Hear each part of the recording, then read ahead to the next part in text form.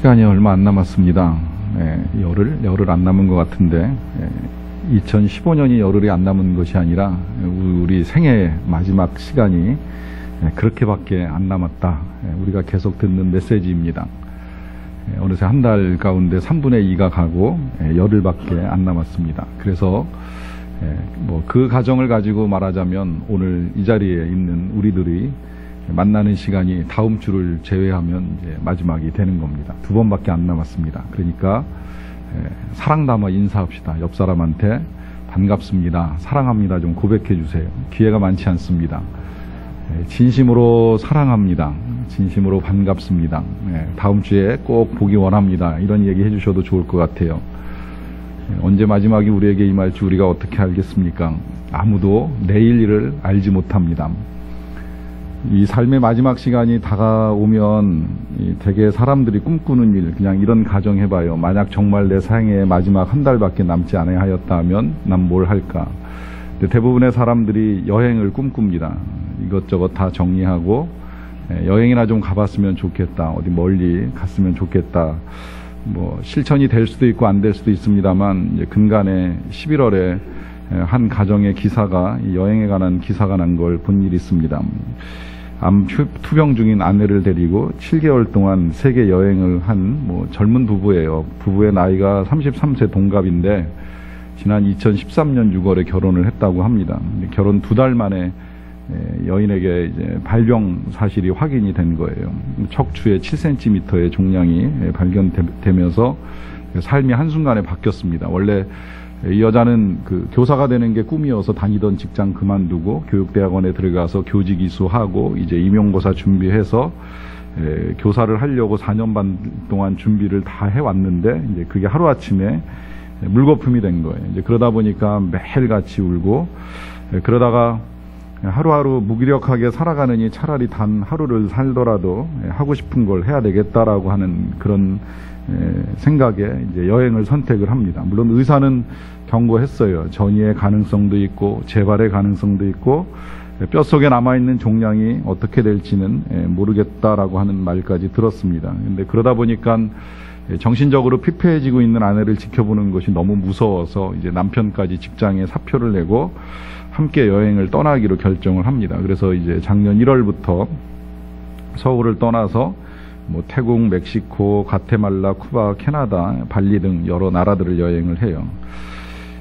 퇴직금하고 저축을 합쳐서 1,200만 원을 들고 떠났는데 이제 여기서부터 문제가 생깁니다. 경비를 아끼느라고 태국에서 멕시코를 가는데 비행기를 여러 번 갈아타야 되다 보니까 34시간 비행을 하고, 또 하룻밤에 2만 원 이하의 숙소를 잡아가지고 잠을 자려다 보니까 침대가 엉망이어가지고 여자의 허리에 통증이 점점 더 심해지는 겁니다. 그러다가 견딜 수 없어서 남편이 아내에게 이런 말을 또 했다 그래요. 왜 이렇게 만신창이가 될 때까지 여행을 계속 하려는 것이냐, 나중에 또 오면 되는 거 아니겠느냐. 그러자 아내가 이런 대답을 합니다. 이번이 마지막 여행일지도 모르잖아. 여기서 포기하고 싶지는 않다. 이 마지막이라고 하는 말에 가슴이 미어진 남편이 이렇게 대답했다고 합니다. 여보, 이번이 마지막은 아닐 거야. 이제 그 이후로 서로 돌아가자는 말을 하지는 않았다고 하는데, 이 말, 이번이 마지막은 아닐 거야, 누구도 마지막을 원하는 사람은 없습니다. 그래서 이 주제를 받아들이는 것이 어려우신 분도 이 자리에 계셨으리라고 생각을 합니다. 절대 그런 일은 없을 거야. 아직까지는 수십 년의 세월이 더 흐른 다음이면 모르겠지만 지금 이 순간이 내 생애의 마지막 한 달이 될 것이야 라고 생각하는 것은 쉽지 않습니다. 그러나 놀랍게도 누구에게나 이 마지막은 반드시 온다는 것입니다. 제가 대언하는 영을 받았든 안 받았든 여러분들에게 틀림없이 예언할 수 있는 분명한 사실 한 가지, 여러분들에게 마지막이 옵니다. 언제 올지는 모르겠지만 오게 되어 있습니다. 이 젊은 부부도 자신들이 그렇게 빨리 이런 순간을 맞이하게 될 줄은 몰랐다라고 하는 것입니다. 이렇게도 생각하실지 모르겠어요. 어차피 오는 건 알고 있고 그것이 온다라고 하면 그걸 뭐 때문에 우리가 이렇게 앞당겨서 그 일을 생각하고 그것을 고민하고 그걸 부담스럽게 받아들여야 되는가, 이렇게 생각하실지도 모르겠습니다. 그 질문 가운데 바로 답이 있다고 생각을 합니다. 언제 올지 모르기 때문에 후회가 없도록 미리 생각하고 잘 살아보자는 거예요. 언젠가도 말씀드렸듯이 죽음을 준비하자는 것이 아닙니다. 이걸 알아야지 지금을 잘 살 수 있기 때문에, 현재를 후회 없이 살 수 있기 때문에 오늘을 잘 살기 위해서 이와 같은 생각이 우리에게 필요하다라고 하는 것입니다. 이들 부부가 여행을 하면서 고달픈 여행이었지만 얻은 것이 많았다라고 하는 고백을 합니다. 정확하게 제가 표현한다면 얻은 것이 많다기보다는 배운 것이 많은 거지요. 사실 여행 다니면서 뭘 얻겠습니까? 여행을 다니면 소비되고 사용하는 게 많지 눈에 보이는 걸 얻을 수 있는 건 그렇게 많지 않습니다. 물론 가끔 이 사람들도 그랬던 것 같은 느낌은 있어요. 뭐 어디 가서 좋은 사람 만나서 선물 한두 가지 받는 그런 것이 얻은 것일지는 모르겠지만 실상은 이제 배운 것이 많다는 게 정확하다고 할 수 있는데, 그렇게 제가 표현하는 이유는 이 사람들 표현대로 길 위에서 만나는 사람들이 다 곧 스승이었다고 하는 고백을 해요. 여행을 하면서 가장 큰 깨달음 가운데 한 가지는 이제 내려놓는 법을 배웠다는 것입니다. 세상에는 남과 비교하지 않고 자기 내면에만 집중하며 사는 사람들이 많다는 사실을 보면서 내려놔야 되겠다. 남과 비교해서 자꾸 더 가지려고 하는 생각보다는 내려놓을 수 있다라고 하는 걸 배웠다고 이야기하고요. 그러면서 또 한편 채우는 것도 배웠다라고 합니다. 여행에 필요 없는 물건을 잔뜩 채워가지고 다니는 사람들을 보면서 여행 그러면 필요한 것만 가지고 다닐 줄 알았는데 왜 그렇게 불필요한 물건을 많이 가지고 다니시느냐 질문을 했더니, 누군가는 필요한 사람을 만났을 때 전해줄 수 있기 위해서 싸가지고 다닌다라고 하는 것을 듣게 되었다는 거예요. 여기서 이제 우리 인생의 또 하나의 원리가 제시가 됩니다. 나를 위해서는 비우는 게 맞고요, 남을 위해서는 채우는 게 맞습니다. 채우려고 한다면 누군가를 위해서 채워야 될 것이고, 나를 위한다라고 한다라고 하면 우린 자꾸 비워내야 된다라고 하는 것입니다. 우리는 배움이라고 하는 걸 아주 중요하게 생각을 합니다. 오래전부터 우리는 공부해서 남주냐라고 하는 말을 듣기도 하고 이제 하면서 살아왔습니다. 아직도 이 배움이 너무 중요하다 보니까 자꾸 이 거룩한 주일에도 우리의 자녀들을 가르치기 위해서 애쓰시는 부모님들이 많은 것 같은데, 그럴 만큼 우린 이 배움이라고 하는 걸 아주 강조합니다.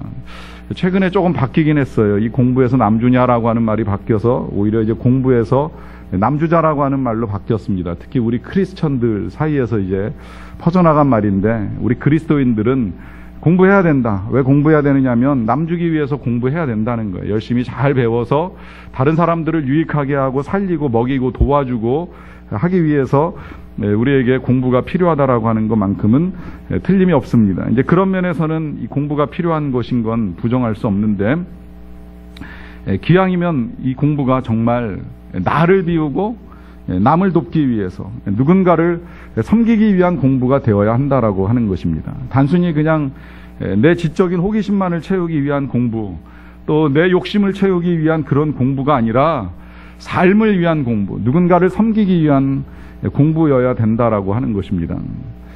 제 개인적으로 고백을 하자라고 하면 최근에 성경을 읽는 것에 대한 두려움이 약간 생겼습니다.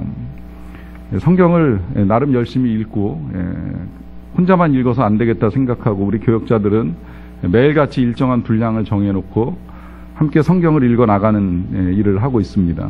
그러는 가운데에 최근에 깨닫게 된 사실 가운데 한 가지 이제 다시 질문을 해보게 된 거예요. 왜 성경을 읽으려 하는가? 왜 성경을 읽는가? 성경에 있는 여러 가지 정보와 지식들을 축적을 해서 설교의 자료로 쓰기 위해서 성경을 읽는가? 절대 그럴 수 없습니다. 성경은 읽기 위한 책이 아닙니다. 성경은 설교하기 위한 책도 아닙니다. 성경은 지금 살아계신 하나님의 말씀이고 그 살아계신 말씀대로 우리가 살기 위해서 읽어 나가는 것입니다. 하나님의 말씀대로 살지 않는 성경 읽기는 아무 의미가 없다는 것입니다. 이제 그런 생각을 다시 깨닫게 되니까 성경을 읽는 것에 대한 이제 두려움이 제 안에 생기기 시작을 한 거예요. 얼마나 실천하고, 얼마나 삶으로 순종하고, 얼마나 몸으로 내가 말씀대로 살아가려고 애를 쓰느냐라고 하는 이 질문 앞에 성경을 읽기에 대한 두려움이 있습니다. 다시 또 한번 말씀드리겠습니다마는 이제 이런 이 질문 앞에 부딪히게 되면 때때로 그럼 성경 읽는 걸 멈춰야 되겠다, 이런 이제 또 어리석은 생각을 하는 일들이 종종 일어나요. 성경을 읽어야 되는 건 틀림이 없지만 그 성경을 읽는 목적이 말씀대로 살기 위한 읽기여야 하지, 그 말씀대로 살지 아니하면서 읽기가 아니기 때문에 읽기를 포기하라는 것이 절대 아닙니다. 여러분이 공부가, 배움이라고 하는 것이 진짜 우리가 무엇을 위하여 왜 그렇게 배우려고 애를 쓰는가라고 하는 것에 대한 분명한 질문이 필요하다라고 하는 것입니다. 배움 자체는 귀한 일인데 우리의 생애가 30년이 남았건 30일이 남았건 정말 열흘밖에 남지 아니하였다 할지라도 배움은 중요합니다. 실제로 이제 임박한 죽음에 대한 선고를 듣게 되면 사람들이 극적인 생활의 변화를 이루어가는 일들이 있습니다. 일 중독자처럼 일하던 사람들이 그 일을 내려놓고 생활을 접고 속도를 줄이는 일이 있습니다. 그리고 삶을 반성하고 사람들과 하나님과 함께 이제 고요하고 조용한 시간을 보내는 일들을 하게 되는데 물질을 모으고 쫓던 일들을 중단합니다. 그리고 미국식 표현으로 하자면 난로가에 앉아서 좋은 책을 읽으면서 소박한 즐거움을 찾습니다. 그 가운데 한 가지가 책을 잡고 혹은 성경을 잡고 읽어나가기 시작한다는 거예요. 기억해 보니까 제 선친도 그랬습니다. 병원으로부터 이제 시간이 얼마 남지 아니하였다라고 하는 소리를 듣고 난 이후부터는 이제 활동하실 수 있는 시간에는 활동하시면서 볼일을 보시다가 이제 남은 시간들은 주로 이제 책을 많이 읽으셨어요. 그래서 저한테 늘 부탁을 하셨어요. 읽을 거 없니? 그러고서 물어보시면 제가 그때의 상황에 맞는 이제 책을 이제 골라서 가져다 드리고 이제 읽으시도록 이제 도와드리는 일을 여러 차례 했던 기억이 있습니다. 남은 시간 동안에 이제 무엇을 할 것인가라고 하는 그 질문 앞에 많은 선택이 배움이에요. 좀 의아하지 않아요? 이 배움 가지고 진짜 남 줄 것이냐 안 줄 것이냐 이런 의문도 남아 있을 터인데 오히려 조용히 성경이나 책을 읽으면서 배워나간다라고 한다면 정말 우리의 인생 무엇이 필요한가를 우리가 지금 이 시간에 한 번쯤 더 생각해 볼 수 있을 것 같아요. 그동안에 몸을 위하여 해왔던 모든 시간들을 다 줄여버리고 이제는 우리의 생각과 정신과 또 이성과 영혼을 위하여 필요한 것들을 찾아나가는 삶의 본질을 회복해 간다라고 하는 것이지요. 그만큼 배움이 중요하다라고 할 수 있겠는데요. 이 배움이 중요한 것이긴 하는데 이제 모든 배움이 다 선한 것은 아니라고 하는 것입니다. 굳이 배우지 않아도 되는 일들에 시간과 에너지를 쏟는 일은 또 하나의 낭비가 될 수 있습니다. 우리 부모들 입장에서는 자녀들이 게임하는 거 보면 제일 답답해하는데 우리 다 상식적으로 알고 있어요. 게임 배우기 위해서 돈 쓰고 시간 쓰고 하는 거 이거 진짜 쓸데없는 낭비라는 거 다 알고 계시죠? 술 배우고 마약 배우는데 시간 쓰고 돈 쓰고 한다라고 하면 이거 잘못된 거라고 하는 것 우리가 다 인정합니다. 물론 때때로 우리가 하고 싶은 거, 꼭 해보고 싶은 것들을 배우고 또 경우에 따라서는 그 배워나가는 과정 중에 시행착오가 있을 수 있어요. 이게 나한테 맞는가 싶어가지고서 배워봤는데 뭔가 내 적성과 능력이 맞지 않는다 싶어가지고서 이제 그 일을 포기하고 또 새로운 것들을 배워나가는 일을 할 수는 있겠습니다만은 그러나 정말 우리의 생애가 마지막 한 달밖에 남지 아니하였다라고 하는 시각을 가지고 산다라고 하면 아무거나 배울 시간적 여유가 없습니다. 이제 그런 의미에서 배움의 내용을 잘 선택하고 또 배움의 자세도 달라져야 돼요. 그렇기 때문에 얼마 남지 아니한 생애를 사는 동안에 무엇을 배울 것인가 선택하는 것이 그만큼 또 중요해집니다. 요새는 세상에 중요한 게 정말 많아졌어요. 제가 그렇게 표현을 합니다. 요새는 배울 게 점점 많아져서 아이들이 걷기를 배우면 운전도 배워야 되고 말을 배우면 영어도 배워야 되고 쓰기를 배우면 컴퓨터도 배우고 이제는 스마트폰 치는 것까지 다 배우지 않으면 일상을 살아갈 수 없을 정도로 배워야 될 것들이 굉장히 많아졌습니다. 거기다가 정보의 세상이 되면서 수없이 많은 것들을 알면 알수록 훨씬 쉽게 살아갈 수 있는 세상이 됐어요. 요새 버스 정류장에서 버스 기다리는 사람이 점점 줄고 있는 거 알고 계시죠? 그 이유는 자가용이 많아져서가 아니라 이제 버스가 몇 시에 그 정류장에 언제 도착하는지 정확히 정보가 전화기에서 다 확인이 가능하기 때문에 굳이 이 추운 날씨에 미리 나와가지고서 정류장에서 덜덜 떨면서 기다릴 필요가 없어진 거예요. 그냥 시간 맞춰 버스 정류장에 도착만 하면 버스 도착하는 시간에 맞춰서 바로 버스를 탈 수 있기 때문에 버스를 기다리는 사람이 점점 많지 않습니다. 그러니까 여러분 기다리는 시간이 길어지고 있다는 건 그만큼 내가 정보 활용 능력이 떨어지고 있다는 것이 증거되는 것일 수도 있겠는데요. 여러분 그러한 배움이 물론 삶의 유익을 가져다 주기는 합니다. 몇 시에 나가면 내 버스를 탈 수 있느냐라고 하는 이 정보를 찾아 나가는 방법을 배우는 일이 삶의 유익을 가져다 줄 수는 있겠지만 그러나 실상 저도 잘 모릅니다. 아직까지 버스 정류장에 나가서 내가 탈 버스가 몇 시에 도착하는지를 아는 방법을 모르고 살아갑니다. 그런데 모르고 살아가도 제가 인생을 사는 데 있어서나 또는 이 세상을 떠나는 데 있어서나 아무런 지장은 없다라고 하는 거예요. 그렇게 보면 이 세상의 지식이 필요한 건 틀림이 없지만 정말 우리에게 꼭 필요한 지식과 필요하지 아니한 지식이 있다는 겁니다.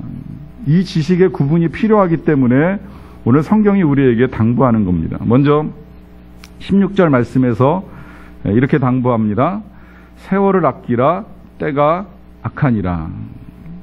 자, 세월을 아끼라라고 하는 이 말씀은 우리가 다루고 있는 이 설교의 주제하고 어떻게 보면 뭐 크게 통한다고 볼 수 있을 것 같아요.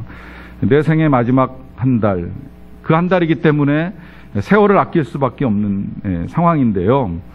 사실 이 말씀은 그런 상황에서 당부하는 건 아니에요. 시간이 얼마 남지 않았기 때문에 세월을 아끼라고 당부하는 것이 아니라 일상을 살아가는 데 있어서 세월을 아끼라고 당부하고 계시는 것입니다. 그렇게 보면 우리가 늘 시간을 아껴야 되는데 이 시간의 낭비가 자꾸 생기다 보니까 이 한 달 동안에는 아예 주제를 그렇게 정한 거예요. 한 달밖에 남지 아니하였으니 오늘은 더 이제 압박해서 열흘밖에 남지 아니하였으니 세월을 아껴야 된다라고 하는 말씀을 우리가 함께 이제 나누면서 시간을 아끼지 아니하면 그 뒤에 이어지는 말씀대로 한다면 악한 일들의 시간을 빼앗길 수 있다라고 하는 것입니다. 세월을 아끼라 때가 악하니라라고 하는 건 바꿔 말씀드리면 시간을 아끼지 아니하면 우리의 시간이 악한 것에 빼앗길 수도 있다라고 하는 거예요. 최근에 오락을 묵상하게 됐습니다. 오락은 악이 아닙니다. 오락은 이제 빗나간 악이기는 하지만 악은 아니에요. 그런데 악은 아니지만 이 오락을 즐기다 보면 악에 빠질 수 있는 가능성이 굉장히 커집니다. 이제 그래서 오락이 쾌락이 되고 쾌락이 심해지면 타락이 돼버리는 거예요. 예를 들어 말씀을 드리자라고 하면 뭐 미국 여행을 모처럼 가서 라스베가스를 들리게 됐다 합시다. 때때로 호기심에 따라 뭐 슬랍머신 한 번씩 땡겨보는 오락 정도 즐길 수는 있습니다. 그걸 뭐 죄라고까지 단정 지을 필요도 없을 것 같아요. 그런데 그 누구도 그 도망기계 앞에 앉으면서 내가 이제 이걸 호기심 삼아 한 번쯤 해보기는 하겠는데 열심히 해서 중독될 거야 라고 다짐하면서 시작하는 사람은 단 한 사람도 없었다라고 하는 것입니다.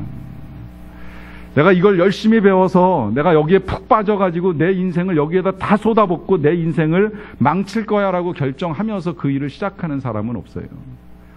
그런데 한 번, 두 번 해보다가 재미도 있고 또 화도 나고 하다 보니까 이제 조금씩 빠져들기 시작을 하는 겁니다. 그래서 돈을 빌려보기도 하고 집을 팔아보기도 하고 차를 팔아보기도 하면서 점점 빠져들다가 끝내 헤어나오지 못하는 타락의 상태에 빠져드는 것이지요. 그래서 오락이 무서운 거예요.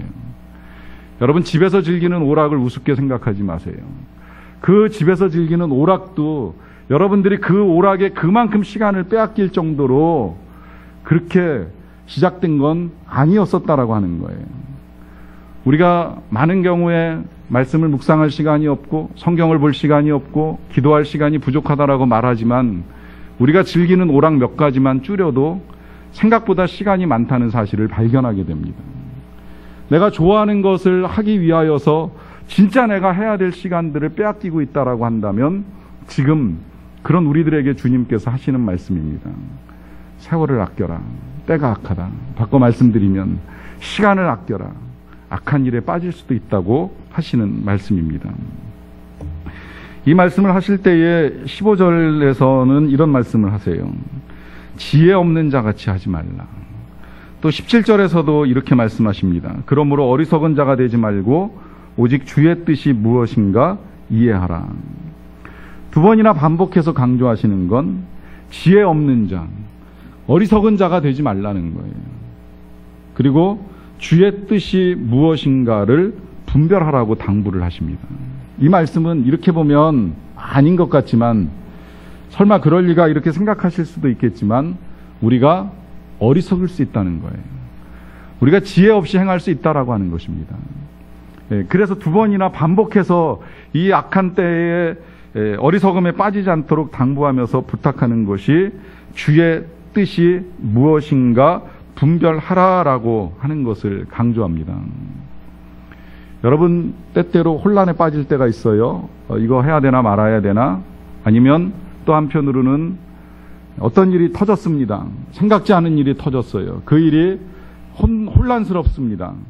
왜 나한테 이런 일이 닥쳤는가라고 하는 의문이 생길 수 있습니다. 특히 정말 생애 마지막 순간이 한 달도 채 남지 아니한 그런 절박한 상황에 놓이는 일도 있습니다.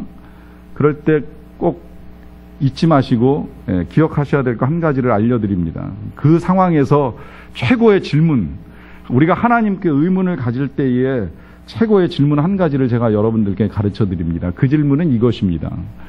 이것이 어떻게 될 것입니까가 아니라 하나님, 이 일을 통하여 제가 무엇을 깨달아야 됩니까?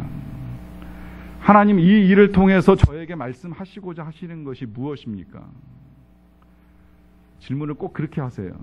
이게 어떻게 될 것이냐? 마치 하나님 앞에 질문하러 나가면서 점쟁이에게 묻듯이 이 일을 앞으로 어떻게 될 것인지 그런 어리석은 질문하지 마시고요. 하나님, 내가 이 일을 통해서 무엇을 깨달아야 됩니까? 이 일을 통해서 내가 무엇을 깨닫기를 원하십니까? 이게 주의 뜻이 무엇인지를 이해하는 거예요. 이게 지혜로운 자가 되는 거예요. 이게 우리로 하여금 어리석음에 빠지지 않도록 만들어주는 질문입니다. 질문하세요. 하나님이 깨닫게 해주실 거예요. 왜 우리가 지금 이런 일들을 겪고 있는지, 왜 우리가 지금 이 일을 겪을 수밖에 없는지에 대해서 하나님께서 우리에게 주시는 분명한 지혜가 있습니다. 그때 이제 깨닫는 것만이 중요한 것이 아닙니다. 앞서 말씀드렸듯이 깨달음 다음에는 행함이 있어야 돼요. 실천이 있어야 돼요. 순종이 있어야 돼요. 그냥 들어보고 마음에 들면 그런 거였구나라고 하면서 인정하는 것에서 멈추는 것, 마음에 안 들면 절대 그럴 리가 없을 거야라고 생각하면서 버려버리는 것, 우리가 늘 그렇게 살다 보니까 깨닫지도 못하고 듣지도 못하는 일들이 반복되는 거예요. 여러분들도 그런 경험 많잖아요. 듣지 아니하는데 계속 말하는 거 굉장히 힘든 일입니다. 아무리 말해도 알아듣지 못하는 사람들한테 말하는 거 얼마나 힘든 일인지 모릅니다. 하나님도 그렇습니다. 물론 하나님은 우리보다 인내심이 많으니까 말씀하시고 또 말씀하시겠지만 우리가 듣지 아니한 상태에서 계속 들으려고 하는 이런 어리석음에 빠지다 보니까 하나님의 음성을 듣는 것이 갈수록 어려워질 수밖에 없다라고 하는 거예요. 그러나 그야말로 세상에서 들려오던 모든 소리와 생각들을 다 차단하고 오직 정말 겸손하게 하나님 앞에 나아가서 하나님 앞에 집중하면서 하나님, 정말 이 일들 속에서 내가 무엇을 깨닫기를 원하십니까? 라고 하는 질문을 드린다면 하나님이 분명하게 들려주십니다. 알게 해주십니다. 깨닫게 해주십니다. 그리고 우리의 지혜의 세계가 열립니다. 그때 우리는 어떻게 살아야 될지를 정확하게 알 수 있는 겁니다. 우리가 비교해왔던 세상의 가치들을 다 버려놓고 우리가 추구해왔던 인간적인 욕심과 욕망들을 다 내려놓고 정말 주의 뜻이 무엇인지를 정확하게 알게 되면서 우리는 남은 생애가 비록 열흘일지라도 의미 있는 삶을 살아갈 수 있게 되는 것입니다.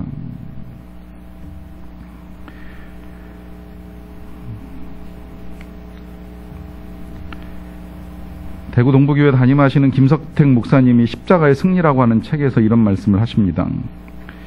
우리가 아무리 머리를 짜고 고민해도 해결되지 않는 것은 우리 안에 예수님이 계시지 않기 때문입니다. 교만한 사람들에게는 자기들만 있지만 겸손한 사람들에게는 한 분이 더 계십니다. 그분이 바로 예수님입니다. 교만하면 들을 수가 없습니다. 교만하면 답을 찾아가는 것이 생각보다 어렵습니다. 그런데 우리가 좀 더 겸손하게 주님께 나아가서 주님이 가르쳐 주십시오, 주님께서 깨닫게 해주시기를 원하십니다라고 고백하며 나아가면 그때 성령이 우리에게 지혜를 주십니다. 그 성령의 지혜를 따라 살아가는 것이 바로 성령의 충만함입니다. 이 악한 때에 세월이 얼마 남지 아니하였는데 바로 그 성령의 지혜를 가지고 살아갈 수 있게 되시기를 간절히 축원합니다. 기도하시겠습니다. 사랑하는 성도 여러분, 우리가 지금 말씀을 들었습니다. 들었으면 사는 것이 중요합니다. 들은 대로 살아야 됩니다. 들은 대로 행해야 됩니다. 그렇게 하기 위해서 이 시간에 기도는 바로 그 행함, 실천, 훈련이라고 해도 좋고 연습이라고 해도 좋을 것 같아요. 하나님께 질문을 가지고 나아가십시오. 지난 한 주간 동안 여러분들의 삶에 일어난 여러 가지 일들이 있을 것입니다. 특히 왜 그랬지? 무엇이었지? 풀리지 않는 의문, 풀리지 아니한 문제들 속에서 지금 질문하세요. 하나님, 이 일을 통해서 내게 깨닫기 원하시는 건 무엇입니까? 이 일을 통하여서 내가 무엇을 깨달아야 됩니까? 그렇게 질문하시고 여러분들의 마음에 들려주시는 주님의 음성을 들으십시오. 여러분들의 머릿속에 떠오르게 하시는 하나님의 생각을 그대로 붙잡으십시오. 그리고 그 음성, 그 생각대로 실천하며 나아가십시오. 행할 때에 능력이 나타나고 또 우리가 순종할 때에 주님이 계속 우리에게 깨닫게 해주시고 말씀해 주실 것입니다. 우리 시간에 그렇게 주님께 질문 드리는 기도를 함께 드리도록 하겠습니다. 귀한 분들이 다녀가셨고 이들을 통해서 제가 깨닫기를 원하게 하시옵시 무엇입니까? 아멘.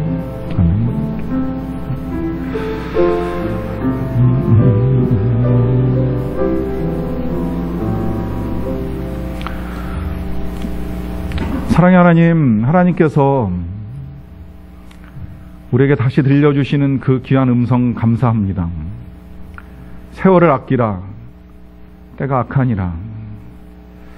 시간을 아껴라, 악에 빠질 수도 있느니라. 아버지, 이 한 주간에 여러 가지 일들이 우리의 삶에서 일어났습니다. 이 일들을 통하여 우리가 깨닫게 되기를 원하시는 것은 무엇인지요? 이 일들을 통하여 우리에게 말씀하시고자 하시는 것이 무엇인지요? 하나님, 우리가 우리의 생각들을 내려놓고 겸손히 주의 말씀, 주의 음성에 귀를 기울이고 우리에게 주시고자 하시는 주님의 생각, 주님의 뜻을 받아들입니다. 이제는 우리가 그 말씀대로, 그 생각대로 행하고 순종하며 나아갈 것을 결단합니다. 주의 성령이여 우리를 도와 주시옵소서. 예수님의 이름으로 기도하옵나이다.